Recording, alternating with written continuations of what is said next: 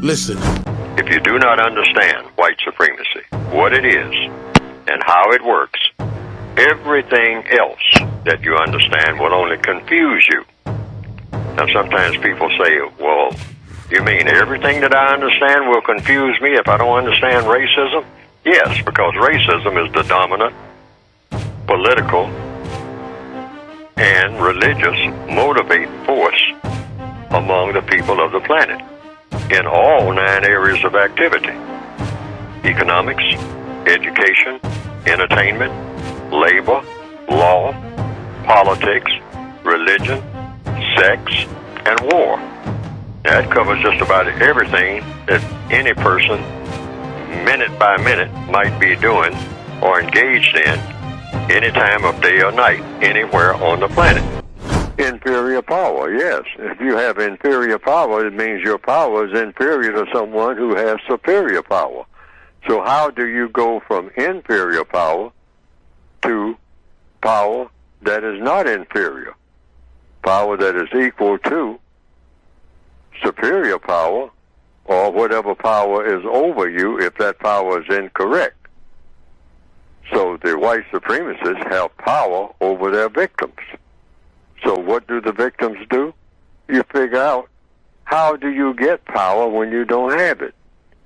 You get power, first of all, through what? According to compensatory counter-racist logic. Knowledge and understanding of the people who have power over you, who are doing you harm. You have to know and understand them. Where victims of racism, in my opinion, have made their huge error and are making it each and every day as we speak now, is that they spend their time studying other people who have inferior power, meaning each other. Yes. Like prisoners in a prison yard, and I often give this depiction so the people get a picture in their mind. It's like the prisoners just milling around watching each other all the time. In a prison camp, in a death camp, watching each other all, studying each other, trying to study every detail of your fellow prisoner. Every move. Okay? And never paying any attention to the people who are running the entire prison. Yeah. That's not logical, particularly if you're an inmate of a prison and you shouldn't be an inmate of that prison, which is what the non-white people of the planet are. We are prison inmates. But we spend our time studying people who we have inferior power, inferior compared to what? To the people who have superior power over us, who are the white supremacists. But we spend our time studying other people who have inferior power and comparing our inferior power with their inferior power. Okay. And that is a prescription for failure to do what? To solve the problem of race. I always say it's the best way that you get an understanding so you don't have a misunderstanding is to read the whole chapter, the whole area of activity called the 9th area of activity of the textbook of Victims of White Supremacy. I usually don't go into any kind of details on the air about that because that is very precise work, because you're talking about committing counter-violence against the racists directly, against their racist violence. I mean, in their system of white supremacy, if the individual chooses to do so, because it's all addressed to the individual, how you go about doing this, and what you do, what you don't do, and the cost of doing it. Okay. All of that is incorporated in the 9th area of activity, war, counter-war. Okay. So I usually don't go into detail. I just tell people to read the whole chapter and come to your own conclusion. And what does this mean? It means you study what they're doing, and then you study the best thing that you can do as a reaction to it. Not just anything, and particularly, you definitely don't do anything based on emotion. That's the thing that gets in the way. Victims of racism usually, without thinking, we don't want to do any thinking. We want to go by how we feel. Yeah. Well, feelings do serve a purpose. but feelings are supposed to be attached to logic. So you look at specifically what the person is doing at the moment that they're doing it.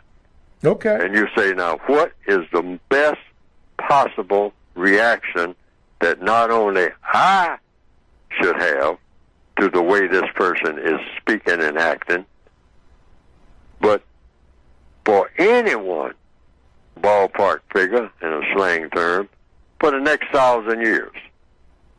How should I react that nobody will be able to top the way that I reacted to what that person is doing? For the next 1,000 years, nobody can come up with anything better than what I am getting ready to do right now, or getting ready to say. So you take selections from the code itself. And if it's not in the code book, you come up with the code. You expand. Code just means you do the best possible thing that can be done. Not just something that can be done. Lots of things can be done. You want to do the best possible thing. Okay. Best possible, underline. The best possible thing to produce what? The most constructive result. Mm-hmm. Always think of the term constructive. Okay. Use that word constructive. If this thing that you're fixing to say as a response to what this other person is saying, is it going to produce the most constructive result that will ever be produced by anybody anywhere on the planet? Okay. That should be your criteria. All right. Nothing short of that. When you pick up a telephone or make contact either directly or indirectly by any means, you say, is this that I'm fixing to say, this contact that I'm going to make with anybody, white or non-white, is it going to produce a constructive result? Or is it going to be what it usually is when it comes to non-white people, something that is tacky, trashy, or terroristic? Because these are the things that govern the conduct of the people on this planet 24 hours a day here in 2019 in every area of activity. Economics, education, entertainment, labor, law, politics, religion, sex, and war. It's all comes under capital letters. The 3 T's. Tacky doesn't get any better than tacky. Trashy or terroristic. One of those is how the people of this planet, that's how we conduct ourselves every day. We are nowhere near having the quality relationships in capital letters, D, quality relationship, that people are supposed to have on the wonderful planet that we have been given. Okay. You don't have a single quality relationship. It's all tacky, trashy, or terroristic. One of those 3 T's. Look at us the way that we are right now. People have a tendency to keep doing the things they're used to doing. So look at black people right here in the northwestern hemisphere. If there were no white people on the planet, if we woke up tomorrow or sometime before noon today in the northwestern hemisphere, in most places, we look around and all of a sudden white people have disappeared. I mean, and all the buildings and grocery stores and everything is still here. The highways are still here. The rivers are still here. Everything is still here. There's still food on the shelves. There's still farm equipment sitting out there, but nobody's there. No white people are there. You find black people, brown people, yellow people, people who are classified as non-white. No white people. I'll say what I said before. Chaos like you wouldn't believe, because when you take the most powerful factor out from among any people, if the monitor, a stern monitor, a cruel monitor, or a kind one, walks out of a classroom You have a classroom full of children, which is what we all are. The non-white people of the planet are children. We're not grown. We haven't had any experience in being what you call grown people. None. Zero. None of us. We've been prisoners of war before we were born. So when the monitors are gone, we look at each other and say, where's the teacher? The teacher walks out of the classroom. Where's our guide? Where are the people that knocks us over the head and makes us do what we have to do for them, and presumably in helping them to support us, and while we're supporting them according to their rules, which is tyranny, all right, the way that they go about doing it, the system of white supremacy. So the white supremacists alone, I'm not saying all white people are white supremacists, but if all white people go, then the white supremacists are gone. So that means non-white people are just left with what they know to do. Mm-hmm.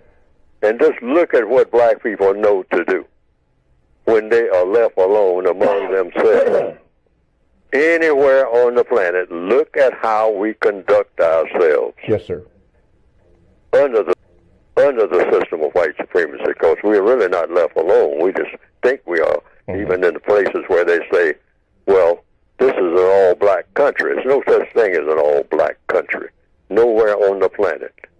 Everything is being run by the white supremacists, either directly or indirectly. And so if the white supremacists disappear, we will be on automatic doing the things we usually do, only it'll be more of it. So if we're used to robbing and stealing and killing each other, you're going to see that wholesale. And when those grocery stores, when the shelves start becoming empty, because it'll be hallelujah time, for about 15 minutes. Yeah. Because black people will just be riding around. They will go into just don't even think about the car dealerships. They would empty out in no time. And black people driving up and down the highway, wrecking cars like you wouldn't believe, and then jump out of one and jump into another one. Jump into a sports car and go tearing down the highway. Total chaos, huh? Total chaos. Road warrior.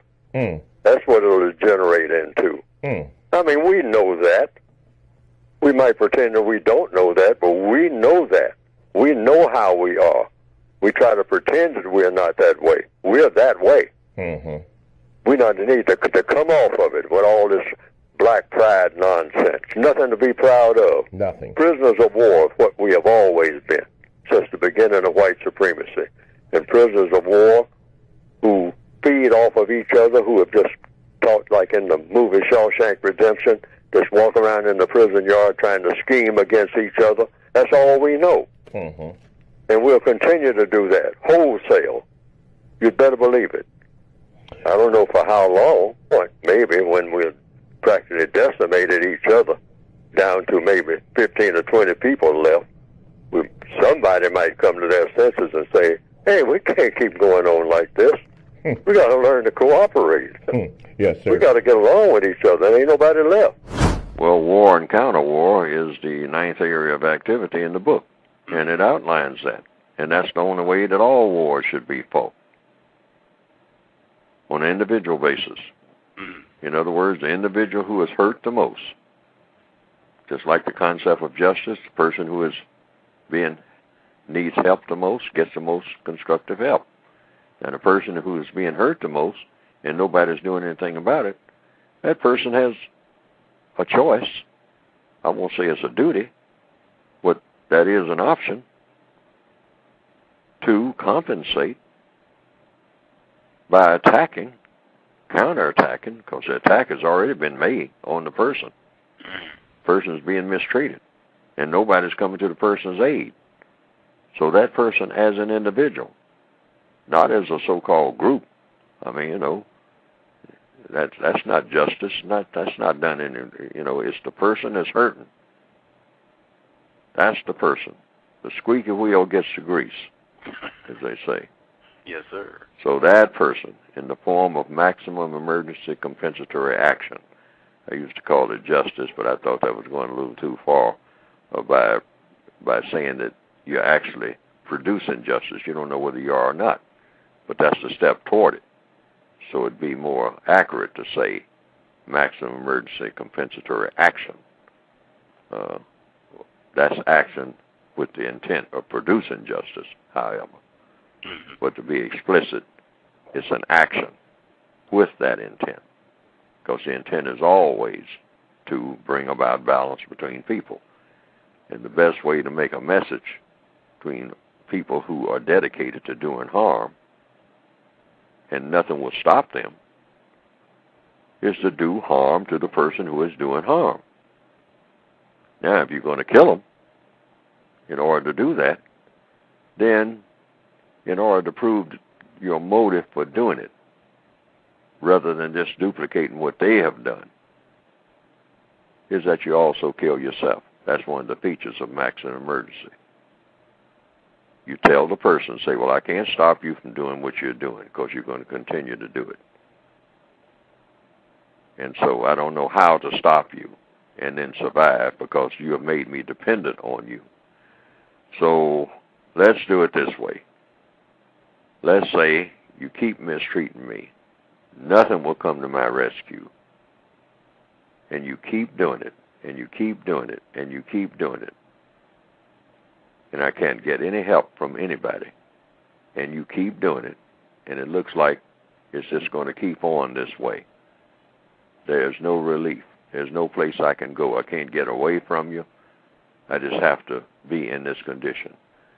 So, since this is a situation that should not exist, I will take what skills that I have, and on a certain day, at a certain hour, and certain circumstances, whatever it is I can figure out in a compensatory fashion, I will take you away from here. In other words, I will kill you. And then I will kill myself to make the point that this situation should not exist in the first place. You should not have driven me to this point. But since you did, now I don't want anybody punishing me for having done it, but I did do it. So I compensate. I don't want to make a killer out of somebody else. So I killed myself because I killed you. And I killed you because you should be dead on account of your actions toward me. So we both go at the same time, same day. And that will be at least a lesson to everybody else who's walking around here, who think that this is the way everything should be, that people should just go on mistreating people. And if it happens enough over a period of time, people will eventually get the message, this mistreating people does not work. It simply doesn't work. Because when I mistreat you, it means that I am going to be the result of my mistreatment, my own demise, my own extinction. I can't do it. Maybe people will get that message. That's the procedure. That's the message that's supposed to be sent under maximum emergency. But a person is only supposed to do it when they can't go any further, when they don't have any options, when they can't get away, when there's nothing else that they can do except just keep taking it, keep taking it, keep taking it. Nobody's supposed to do that. But it's up to the person, the individual person, because different people have different temperaments. Different people can stand different levels of punishment. But that's the only form of so-called violence that's allowed other than direct self-defense, which in a projected way that is. Maximum emergency is self-defense. But it's defense when you can no longer defend yourself. But this is the only type of counter-violence that's allowed, where you take the initiative to make into extinction the person who is slowly making you worthless for having been here in the first place by just mistreating you,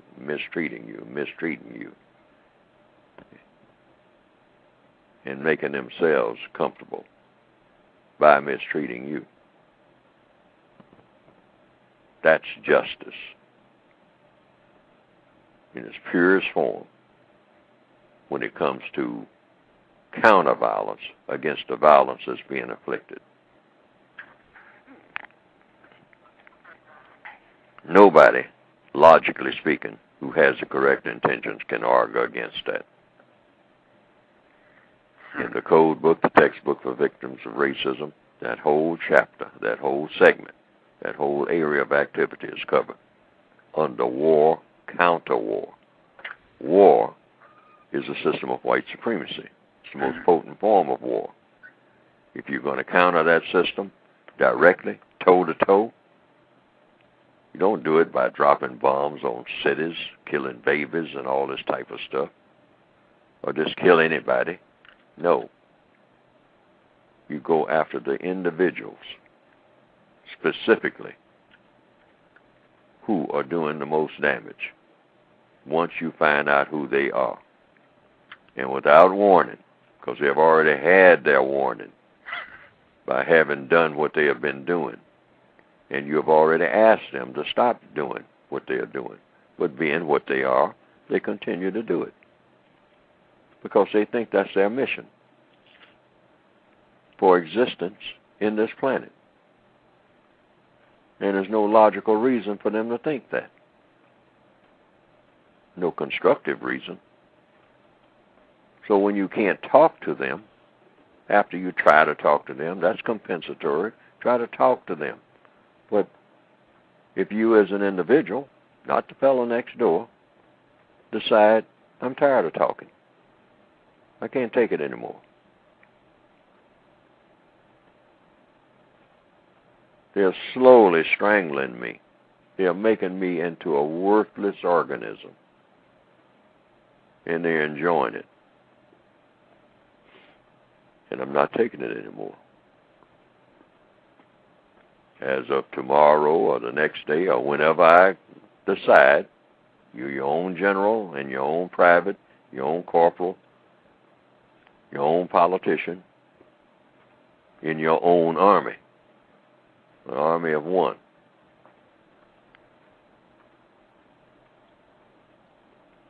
You take them out of this world and you go with them. Doesn't get any better than that. And then the people who hear about it can evaluate it for what it is and say, well, looks like a message was sent. Somebody was being mistreated. And they stopped the mistreatment from the person who was inflicting the mistreatment. And they paid the full price for having done so by terminating themselves as they did it. Now, what do we who have survived and witnessed this have to say? Well, what we should say is, we don't want to have to do that, do we? To each other on this wonderful planet that we have been given. This is not the way to run this business of running this planet. So maybe we all ought to change. How about that? That's the message. Very clear message. A very tolerant message. A very logical message. A very just message. Now, some people have said they've seen some cartoons of my work on the internet that have been presented, and that it pretty well embellishes what I have been trying to say in my textbooks. And to the extent that it does that, well, that has been, from what I understand, some people reported to me, a plus. Because they didn't understand what I had written very well, But when they saw those cartoons that just repeated what I was saying and attaching my name to it, and came right out of the book, the material did, they say that they better understood it. And I can understand that because people are kind of visual, particularly in the year 2021 now, more visual than ever.